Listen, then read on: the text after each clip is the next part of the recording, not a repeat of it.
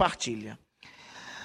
Diante disso, no ano passado, em março de 2010, o Conselho Nacional de Política Fazendária, Conselho de todos os secretários de Fazenda do Brasil, criou um grupo de trabalho para tratar do tema, o Grupo de Estudos sobre o FPE. Esse grupo, criado em 2010, teve como função estudar alternativas para propor aos secretários da Fazenda e para propor aos estados para apresentar uma nova proposta, uma nova alternativa de repartição dos recursos do Fundo de Participação dos Estados. E qual era o mérito dessa proposta do Conselho Nacional de Política Fazendária? Bom, o mérito era o seguinte: primeiro, estabelecer um critério de custo. Primeiro, critério territorial, o percentual da área em relação ao total do Brasil.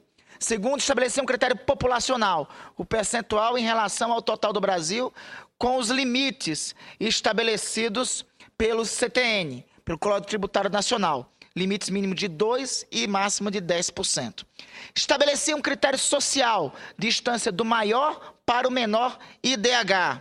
E estabelecer um outro critério social que era o inverso da renda per capita, ou seja, quanto a renda per capita fosse menor, maior seria a transferência de recursos do FPE. E estabelecer um critério econômico, ou seja, que esse critério econômico seria o produto interno bruto inverso com limite de 10%. E trazia também um critério fundamental, que era o critério ambiental, o percentual de área total protegida em relação à área total do Estado. Esse critério ambiental envolvia unidades de conservação, áreas indígenas, áreas de proteção integral e uso sustentável. Estabelecia isso como um critério para a transferência maior dos recursos do FPE. Veja a importância deste critério ambiental em um país como o nosso, que está às vésperas de sediar a Conferência Mundial do Meio Ambiente, a Rio+20. Em razão disso, senhor presidente, senhores senadores, eu e o senador Romero Jucá apresentamos um projeto baseado nos critérios estabelecidos pelo Grupo de Estudo de Política Fazendária, do Conselho Nacional de Política Fazendária.